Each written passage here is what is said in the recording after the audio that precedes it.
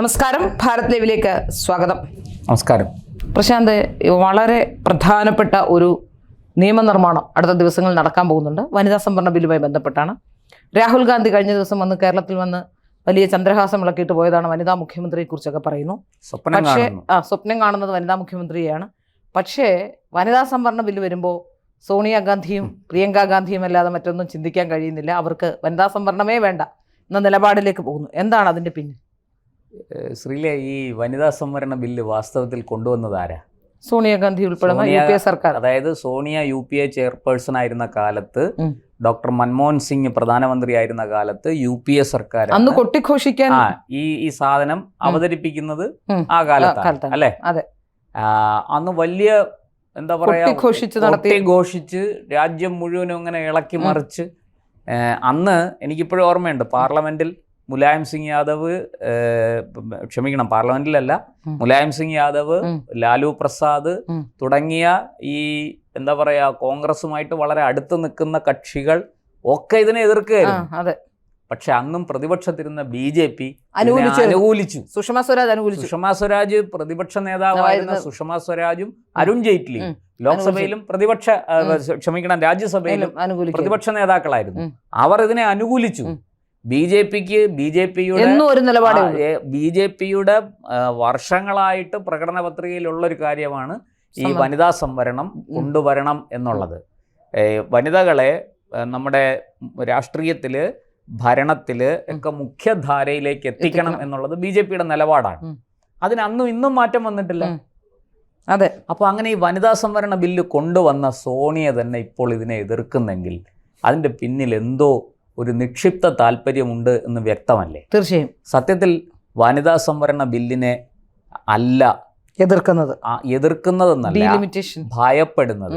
ഭയപ്പെടുന്നത് അതിന്റെ പുറകെ വരാൻ പോകുന്ന ഡീലിമിറ്റേഷനെയാണ്, മണ്ഡല പുനർനിർണയത്തെയാണ്.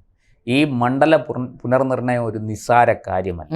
അത് വലിയ എന്താ പറയാ, അനിതര സാധാരണമായ മാറ്റങ്ങൾ നമ്മുടെ ഇന്ത്യ മഹാരാജ്യത്ത് കൊണ്ടുവരുന്ന ഒരു സംഗതിയാണ് ഈ പാർലമെന്റ് മണ്ഡലങ്ങളുടെ പുനർനിർണയം. ഞാനതൊരു ചെറിയ ഉദാഹരണം പറയാം. എന്തുകൊണ്ട് കോൺഗ്രസ് ഇതിനെ ഭയപ്പെടുന്നു? ഈ മണ്ഡല പുനർനിർണയം, അതിലൂടെ വനിതാ സംവരണം, ഈ വനിതകൾക്ക് വേണ്ടി. അപ്പോൾ മണ്ഡല പുനർനിർണയം കഴിഞ്ഞാലാണല്ലോ സീറ്റുകൾ, എത്ര സീറ്റുകൾ വനിതകൾക്ക് വേണ്ടി മാറ്റി വയ്ക്കണം, അല്ലെങ്കിൽ ഏതൊക്കെ സീറ്റുകളിലാണ് സംവരണം വരാൻ പോകുന്നത് എന്നൊക്കെ അപ്പോഴേ അറിയാൻ കഴിയുള്ളൂ. അപ്പോൾ അതുകൊണ്ട് തന്നെ അവർ കൃത്യമായിട്ട് ഈ മണ്ഡല പുനർനിർണയത്തെ ഭയപ്പെടുന്നുണ്ട്. ഈ ഭയപ്പെടുന്നതിനൊരു അടിസ്ഥാനമുണ്ട്. അതിൻ്റെ കാരണം ഞാൻ പറയാം. നമുക്കറിയാം, രണ്ട് ദേശീയ പാർട്ടികൾ, ഒന്ന് കോൺഗ്രസ്, ഒന്ന് BJP ആണ്. ബാക്കിയൊക്കെ പ്രാദേശിക പാർട്ടികളാണ്. ഈ എല്ലാ സംസ്ഥാനങ്ങളിലും പ്രവർത്തന പാരമ്പര്യമുള്ള പാർട്ടികളല്ല ബാക്കിയെല്ലാം. ഇപ്പം നമ്മൾ കേരളത്തിൻ്റെ കാര്യം എടുക്കാം. കേരളത്തിൽ നിലവിൽ 20 ലോക്സഭാ മണ്ഡലങ്ങളാണുള്ളത്. അത് മണ്ഡല പുനർനിർണയം കഴിയുമ്പോൾ 29 30 ആയിട്ട് വർദ്ധിക്കും എന്ന് കേൾക്കുന്നുണ്ട്. അങ്ങനെ 29 30 ആയിട്ട് വർദ്ധിക്കുമ്പോൾ ഉണ്ടാകുന്ന അപകടം ഞാൻ പറഞ്ഞു തരാം. ഇപ്പോൾ ഈ 20 സീറ്റിൽ മത്സരം നടക്കുമ്പോൾ ഏതാണ്ട് 10-18 സീറ്റിൽ വരെ UDF അല്ലെങ്കിൽ കോൺഗ്രസ് നേതൃത്വം നൽകുന്ന മുന്നണി ജയിക്കുകയാണ്. 10-14 സീറ്റ് കോൺഗ്രസിന് ഇവിടുന്ന് തന്നെ കിട്ടുകയാണ്, കേരളത്തിൽ നിന്ന്. അതിനിപ്പോൾ വീതം വെക്കേണ്ടി വരും. എങ്ങനെയെന്ന് ചോദിച്ചാൽ, ഇപ്പം തിരുവനന്തപുരം ലോക്സഭാ മണ്ഡലം എടുക്കാം. ഈ തിരുവനന്തപുരം ലോക്സഭാ മണ്ഡലത്തിലെ 7 നിയമസഭാ മണ്ഡലങ്ങളാണുള്ളത്. കഴക്കൂട്ടം, തിരുവനന്തപുരം സെൻട്രൽ, വട്ടിയൂർക്കാവ്, നേമം, പിന്നെ കോവളം, നെയ്യാറ്റിൻകര, പാറശാല. ഇതിൽ ഈ ആദ്യം ഞാൻ പറഞ്ഞ 4 മണ്ഡലങ്ങൾ നഗര കേന്ദ്രീകൃത മണ്ഡലങ്ങളാണ്, കോർപ്പറേഷൻ പരിധിയാണ്. അവിടെ എപ്പോഴും BJPക്ക് വലിയ മുൻതൂക്കമുണ്ട്. അതേസമയം ഈ ഗ്രാമീണ സ്വഭാവമുള്ള 3 മണ്ഡലങ്ങൾ, പാറശാല, കോവളം, നെയ്യാറ്റിൻകര, അവിടെ BJP പുറകിൽ പോവും, കോൺഗ്രസ് മുന്നിൽ കയറി വരും. നമ്മൾ ഏതാണ്ട് 2014 മുതൽ നമ്മൾ സ്ഥിരമായിട്ട് കണ്ടുകൊണ്ടിരിക്കുന്ന ഒരു കാഴ്ചയാണ്. ഈ ലോക്സഭാ തെരഞ്ഞെടുപ്പ് കഴിഞ്ഞ് വോട്ടെണ്ണുമ്പോൾ ഈ പറഞ്ഞതുപോലെ നഗര കേന്ദ്രീകൃത മണ്ഡലങ്ങളിൽ BJPക്ക് വലിയ ഭൂരിപക്ഷം കിട്ടും. എന്നാൽ ഇപ്പുറത്ത് വരുമ്പോൾ BJP പുറകിലേക്ക് പോകും. അപ്പോൾ ഈ മണ്ഡല പുനർനിർണയം നടന്ന് ഇതിലൊരു മാറ്റം വന്നാൽ, ഈ പറഞ്ഞതുപോലെ കഴക്കൂട്ടം, തിരുവനന്തപുരം സെൻട്രൽ, വട്ടിയൂർക്കാവ്, നേമം, ഇത് 4 കൂടെ ചേർത്തൊരു മണ്ഡലമായി. നെയ്യാറ്റിങ്കര, കോവളം, പാറശാല, എല്ലാം കൂടെ ചേർത്ത്. അതിന്റെ കൂടെ ആറ്റിങ്ങലിലെ കാട്ടാക്കട കൂടെ ചേർത്തുകൊണ്ട് ഒരു മണ്ഡലം വന്നു എന്നിരിക്കട്ടെ. അപ്പോ ഇതിന്റെ സ്വഭാവം മാറി, മണ്ഡലങ്ങളുടെ സ്വഭാവം മാറി. കാട്ടാക്കടയിൽ ലീഡ് ചെയ്യുന്നത് BJP. പാറശാലയിൽ BJPക്ക് നല്ല വോട്ടുണ്ട്, ഇപ്പൊ കോവളത്തും നല്ല വോട്ടുണ്ട്. അപ്പൊ കോൺഗ്രസ് ഭയപ്പെടുന്ന, കോൺഗ്രസിന്റെ ഭയം അസ്ഥാനത്തല്ലെന്ന് മനസ്സിലായത്. തിരുവനന്തപുരം നഗര കേന്ദ്രീകൃത 4 മണ്ഡലങ്ങൾ BJP ജയിച്ചുകൊണ്ട് പോകും, മറ്റിടത്തും ഒരു പക്ഷേ BJP ജയിക്കാം. അപ്പം നേരത്തെ ഒരു സീറ്റ് കോൺഗ്രസിനുണ്ടായിരുന്നത് മണ്ഡല പുനർനിർണയം കഴിയുമ്പോൾ 2 സീറ്റായിട്ട് BJPക്ക് കിട്ടാം. ഇതാണ് കോൺഗ്രസിനെ ഭയപ്പെടുത്തുന്നത്. ഇത് നരേന്ദ്രമോദിയുടെ BJPയുടെ കുശാഗ്ര ബുദ്ധിയിൽ വിരിഞ്ഞ ഒരു തന്ത്രം തന്നെയാണ്, രാഷ്ട്രീയ തന്ത്രം തന്നെയാണ്. അധികാരം കയ്യിലുള്ളപ്പോ ഇത് പണ്ട് ഇന്ദിരാഗാന്ധി ചെയ്തതാണ്. ഇന്ദിരാഗാന്ധി 1976-77 കാലത്ത് അടിയന്തരാവസ്ഥയെ മുൻനിർത്തിക്കൊണ്ട് മണ്ഡല പുനർനിർണയം നടത്തി കോൺഗ്രസിന് അനുകൂലമായ സാഹചര്യങ്ങളൊക്കെ മാത്രമല്ല അടുത്ത കാലത്തെങ്ങും ഇനി ഒരു ഡീലിമിറ്റേഷൻ 50 വർഷത്തേക്ക് നൂറ്റാണ്ട് ഡീലിമിറ്റേഷൻ പറ്റില്ല എന്നുള്ള നിയമം പോലും പാസ്സാക്കി. അത് പാർലമെന്റിൽ അവതരിപ്പിച്ച് നിയമമാക്കി കളഞ്ഞു. അത് പറഞ്ഞിട്ടാണ് ഇപ്പോ ഡീലിമിറ്റേഷനെ എതിർക്കാൻ ഇപ്പോ എന്നിട്ട് പറയുന്നത് എന്താ, ഇതിപ്പോ 2026-27 നടത്തണ്ട, 29 ഇലക്ഷൻ കഴിഞ്ഞ് ആലോചിക്കാം എന്നാണ് കോൺഗ്രസ് പറയുന്നത്. അതെന്താണെന്ന് മനസ്സിലായോ? ഈ 2029 നരേന്ദ്രമോദിയുടെ ഒരു സ്വപ്ന പദ്ധതിയാണ് 1 നേഷൻ 1 ഇലക്ഷൻ. ഈ 2029 കഴിഞ്ഞാൽ പിന്നെ നരേന്ദ്രമോദിക്ക് ഒരു അവസരം കിട്ടില്ല. കാരണം ഇപ്പൊ തന്നെ അദ്ദേഹത്തിന് 75 വയസ്സ് കഴിഞ്ഞു, പോട്ടെ, അപ്പോൾ 80 വയസ്സ്. ഈ 2029 കഴിഞ്ഞാൽ പിന്നെ 2034 അദ്ദേഹം 80 കടക്കും. അപ്പൊ അന്നൊരു പക്ഷെ അദ്ദേഹം രാഷ്ട്രീയത്തിലുണ്ടാവില്ല, അദ്ദേഹം വിരമിച്ചെന്നിരിക്കും, അല്ലെ? BJPയിൽ അതിനുള്ള സാധ്യത വളരെ കൂടുതലാണ്, നമുക്ക് എല്ലാവർക്കും. ഈ ഒരു സാഹചര്യത്തിൽ 2029 തന്നെ 1 നേഷൻ 1 ഇലക്ഷൻ വളരെ കൃത്യമായിട്ട് നടപ്പാക്കും എന്ന് കോൺഗ്രസിനറിയാം, സോണിയയ്ക്കറിയാം, രാഹുലിനറിയാം, ഖാർഗെയ്ക്കറിയാം. ഇത് രണ്ടും കൂടെ, അതായത് രാജ്യത്തും സംസ്ഥാനങ്ങളിലും വലിയ തിരിച്ചടി കോൺഗ്രസ് പ്രതീക്ഷിക്കുന്നു, ഭയക്കുന്നു. അതുകൊണ്ടാണ് കോൺഗ്രസ് ഇതിനെ പല്ലും നഖവും ഉപയോഗിച്ച് എതിർക്കാൻ രംഗത്ത് വന്നിരിക്കുന്നത്. അല്ലെങ്കിൽ കോൺഗ്രസ് കൊണ്ടുവന്ന ഒരു ബില്ല് കോൺഗ്രസ്സുകാർ തന്നെ എതിർക്കുന്നു. എന്ത് കോൺഗ്രസ് കൊണ്ടുവന്ന എത്രയോ ബില്ലുകൾ BJP പാസ്സാക്കിയിരിക്കുന്നു, BJP കൊണ്ടുവന്ന ബില്ലുകൾ കോൺഗ്രസ് പാസ്സാക്കിയിരിക്കുന്നു. സർക്കാരുകൾ എന്ന് പറഞ്ഞാൽ തുടർച്ചയാണ്, രാഷ്ട്രീയ കക്ഷികൾ മാറി വന്നേക്കാം, ഭരണം രാഷ്ട്രീയ പാർട്ടി ഒരു രാഷ്ട്രീയ പാർട്ടിയിൽ നിന്ന് മാറി മറ്റൊരു രാഷ്ട്രീയ പാർട്ടിയിലേക്ക് പോകാം, മറ്റൊരു മുന്നണിയിലേക്ക് പോകാം. പക്ഷേ സർക്കാരുകൾ തുടർച്ചയാണ്. നേരത്തെ ചെയ്തിരുന്ന പ്രവൃത്തികൾ തുടരാതിരിക്കാൻ കഴിയില്ല ഒരു സർക്കാരിനും. അതുകൊണ്ട് ഇവിടെ കോൺഗ്രസിനെ സംബന്ധിച്ചിടത്തോളം അവരുടെ ഭയം അസ്ഥാനത്തല്ല. അവർക്കറിയാം ഈ പാൻ ഇന്ത്യൻ പാർട്ടിയാണ്, ഞങ്ങൾ ദേശീയ പാർട്ടിയാണെന്നൊക്കെ പറഞ്ഞാലും ഈ പറയുന്നത് പോലെ വിജയിച്ചു വന്നാൽ മാത്രമേ കാര്യമുള്ളൂ. അപ്പോൾ ഞാൻ ഈ പറഞ്ഞ തിരുവനന്തപുരം ലോക്സഭാ മണ്ഡലത്തിന്റെ ഉദാഹരണം നമ്മുടെ മുന്നിലുണ്ട്. ഉണ്ടായിരുന്ന ഒരു മണ്ഡലം കളഞ്ഞു കുളിക്കുന്നു എന്ന് മാത്രമല്ല, നഷ്ടപ്പെടുന്നു എന്ന് മാത്രമല്ല, 2 സീറ്റായിട്ട് അത് BJPക്ക് പോവുകയും ചെയ്യും. ഇതൊരു വലിയ വെല്ലുവിളിയാണ്. ഈ വെല്ലുവിളി മനസ്സിലാക്കിയിട്ടാണ് കോൺഗ്രസ് ഇതിനെ എതിർത്തുകൊണ്ട് രംഗത്ത് വരുന്നത്. അതൊന്ന്. മറ്റൊരു കാര്യം കൂടിയുണ്ട്. ഈ കോൺഗ്രസിന് സംഘടനാപരമായ വലിയ ഒരു ദുർബലത ഇപ്പോൾ ഉണ്ട്. അതെന്താണെന്ന് വെച്ചാൽ, ഈ പറഞ്ഞതുപോലെ കന്യാകുമാരി മുതൽ കാശ്മീർ വരെ എണ്ണയിട്ട യന്ത്രം പോലെ പ്രവർത്തിക്കാൻ കഴിയുന്ന ഒരു സംഘടനാ സംവിധാനമല്ല ഇന്ന് കോൺഗ്രസിനുള്ളത്.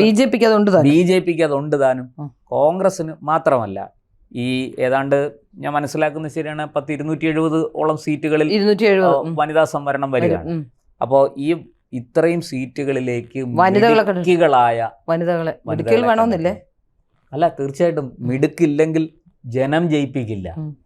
കോൺഗ്രസ്സുകാർക്ക് സീറ്റ് കൊടുക്കാം, BJPക്കാർക്ക് സീറ്റ് കൊടുക്കാം, അതിലൊന്നും കാര്യമില്ല. പക്ഷെ ജനം പൊട്ടിച്ച് കൈ കൊടുക്കും.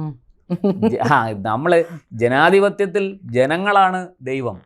ആ ദൈവത്തെ പരീക്ഷിക്കാൻ പോകരുത്. അവിടെ ഈ പറഞ്ഞതുപോലെ നല്ല ഒന്നാം തരം.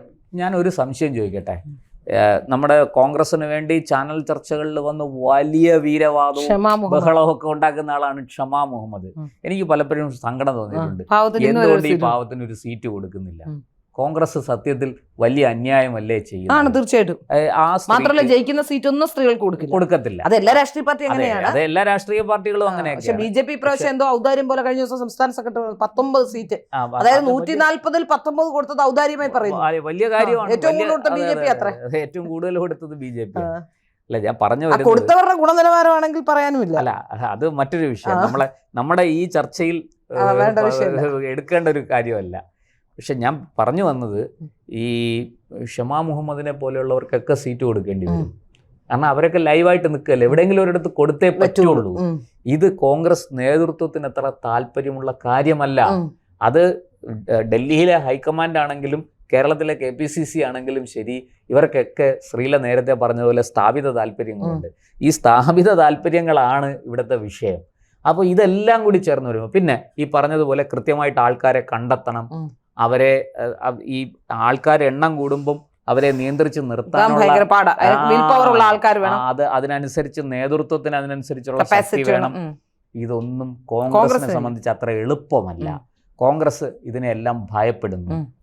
ഇങ്ങനെ ഒട്ടനവധി വെല്ലുവിളികൾ ഇതിൻ്റെ പുറകിൽ സംഘടനാപരമായിട്ടുണ്ട് എന്നുള്ള കാര്യം കോൺഗ്രസിനറിയാം. ഇതെല്ലാം കൊണ്ടാണ് കോൺഗ്രസ് ഈ കാര്യത്തിൽ ഇപ്പോൾ, അതായത് BJP 2026-27 കാലത്ത് ഈ ഡീലിമിറ്റേഷൻ നടപ്പാക്കി വനിതാ സംവരണം കൊണ്ടുവന്നാൽ അത് വലിയ അപകടമാണ്, കോൺഗ്രസ്സിന് അത് ദോഷം ചെയ്യും എന്ന തിരിച്ചറിവ് സോണിയയ്ക്ക് ഉള്ളത് കൊണ്ട് തന്നെയാണ് സോണിയയും കൂട്ടരും ഇതിനെ എതിർത്തുകൊണ്ട് രംഗത്ത് വന്നിരിക്കുന്നത്. അല്ലാതെ മറ്റൊന്നുമല്ല. ഈ ബില്ല് വരുമ്പോൾ എൻ്റെ ഒരു ന്യായമായ സംശയം, ഈ ബില്ല് വരുമ്പോൾ പലപ്പോഴും കേരളത്തിൽ ഇപ്പം തന്നെ പലപ്പോഴും പലർക്കും സീറ്റ് കൊടുക്കുന്നത് ആരുടെയെങ്കിലും ഭർത്താക്കന്മാരുടെ ഭാര്യമാർക്കോ ഏതെങ്കിലും നേതാവിൻ്റെ ഭാര്യമാർക്ക് അല്ലെങ്കിൽ അവരുടെ കൂട്ടുകാർക്ക് അവരുടെ ബന്ധുക്കൾക്ക് അവരുമായി അടുപ്പമുള്ളവർക്കൊക്കെയാണ്. ഈ വനിതാ സംവരണ ബില്ല് യഥാർത്ഥത്തിൽ ഇത്രയും ആൾക്കാരുടെ ഒരു ബാഹുല്യം കൂടി വരുമ്പോൾ അത് കൂടുതൽ ആവർത്തിക്കാനുള്ള സാധ്യതയില്ല. അല്ല, ഞാൻ പറഞ്ഞു വരുന്നത് അതൊക്കെ ശ്രീല പറഞ്ഞ അത്തരം ആപത്തുകളും ആശങ്കകളും ഒക്കെ ഇവിടെ ഉണ്ട്. അതെല്ലാ രാഷ്ട്രീയ പാർട്ടികളിലും ഉണ്ട്. നമ്മളിപ്പോൾ ഞാൻ ചോദിക്കട്ടെ, ബിന്ദു ജയിച്ചു മന്ത്രിയായി. എങ്ങനെ ജയിച്ചു? വിജയരാഘവന്റെ ഭാര്യ ആയതുകൊണ്ടാണ് സീറ്റ് കിട്ടിയത്. പിന്നെ അവരുടെ അച്ഛൻ പഴയ ഒരു മാർക്സിസ്റ്റ് നേതാവായിരുന്നു, കമ്മ്യൂണിസ്റ്റ് നേതാവായിരുന്നു. ഈ നിങ്ങൾക്ക് ജയരാജനും EP ജയരാജനും ശൈലജയും ശ്രീമതിയും PK ശ്യാമളയും ഒക്കെ ഉണ്ട്. ഞാൻ ചോദിക്കുന്നത്, ഈ ബിന്ദുവിന്റെ കാര്യത്തിൽ തന്നെ ബിന്ദു SFIയിലൂടെ വളർന്നു വന്ന ഒരാളാണോ? എനിക്ക് അറിയില്ല. അവരാ കാലത്തൊക്കെ പ്രവർത്തിച്ചിട്ടുണ്ടാകും, മേയറായിരുന്നു. അപ്പോൾ അങ്ങനെ വളർന്നു വന്ന ഒരാളാണെങ്കിൽ കുഴപ്പമൊന്നുമില്ല. രാഷ്ട്രീയം ബാക്ക്ഗ്രൗണ്ട് ഉള്ള ഒരാളിന് പ്രശ്നമില്ല. താഴെ തട്ടിൽ നിന്ന് വളർന്നു വന്നയാളാണെങ്കിൽ ഒരു ബുദ്ധിമുട്ടുമില്ല. പക്ഷെ അങ്ങനെ അല്ലാത്ത സ്ഥാനാർത്ഥികളെ നൂലിൽ കെട്ടി ഇറക്കുന്ന പരിപാടി എല്ലാ രാഷ്ട്രീയ പാർട്ടികളും ചെയ്യുന്നുണ്ട്. അത് നല്ലതല്ല. ഈ വനിതാ സംവരണ ബില്ല് വന്നു കഴിയുമ്പോൾ ഉണ്ടാകുന്ന പ്രശ്നം, അത്തരം ചില ആൾക്കാരെ നൂലിൽ കെട്ടി ഇറക്കും.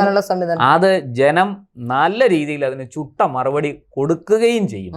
അത് ഈ പറഞ്ഞതുപോലെ അതിനെ ഏറ്റവും ഭയത്തോടെ കാണുന്നത് കോൺഗ്രസ് ആണ്. അതുകൊണ്ടാണ് അവരിതിനെ എതിർക്കുന്നത്.